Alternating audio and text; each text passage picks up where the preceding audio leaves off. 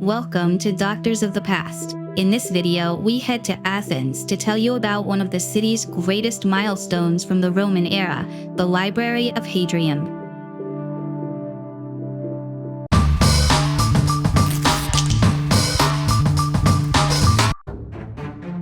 The urban and monumental reforms implemented by Emperor Hadrian in Athens marked a turning point in the city's fortunes after a century of neglect. The famous polis had not yet fully recovered from the savage sacking it suffered at the hands of Sulla in 86 BC, a punishment for its decision to align with King Mithridates VI of Pontus against Rome. The man considered the most Philohenic emperor in history drove a vast construction program that had a profound impact on Athens. He completed the Olympion, the colossal Temple of Olympian Zeus, inaugurated the Panhellenion, which included the temples of Hera and Zeus Panhellenios, built a pantheon, and erected the Arch of Hadrian to mark the starting point of the city's new expansion. Furthermore, he sponsored the construction of an aqueduct and a reservoir, donated a gymnasium, endowing it with furniture and funds for maintenance, built a basilica near the agora, and finally, the so-called Library of Hadrian. Despite his deep love for Greek culture, it is paradoxical that his architects adorned Athens with Roman aesthetics. The so-called Library of Hadrian is located north of the Roman agora. With dimensions of 125 by 76 meters, it was modeled after the Temple Imperial in Rome.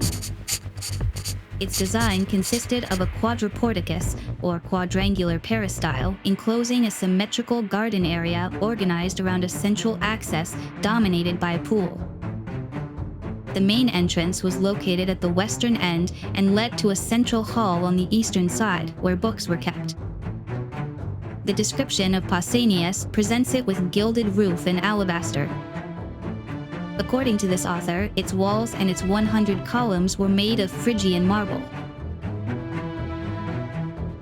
Identifying the complex as a library was established after the discovery of its ruins, based mainly on the aforementioned description by the Greek geographer. Indeed, Pausanias alludes to spaces for preserving books. However, it has currently been suggested that the true nature of the structure was its use as an imperial hall, intended for the Templum Cultus, or Temple of the Imperial Cult, to foster its propaganda. Unlike other examples in provincial cities of the empire, where a temple dominated the composition, in Athens, the library occupied that central position. This modification in design constituted a tribute to the city as the cultural capital of the Hellenic world. The complex suffered severe damage during the Herulian invasion in 267 AD.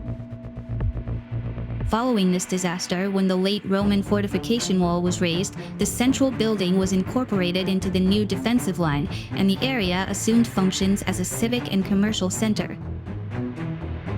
Rehabilitation of the building began in the early 5th century, coinciding with the erection of a cruciform plan structure in the courtyard, interpreted as a Christian church. Subsequently, a 3-naved basilica was erected on the foundations of this building in the 7th century.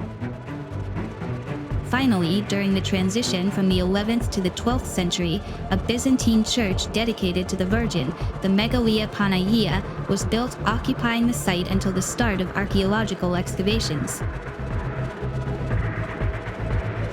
That concludes today's dose. If you enjoyed it, check out our channel for more tablets. Next week, we will talk about end-of-the-world prophecies that never came true.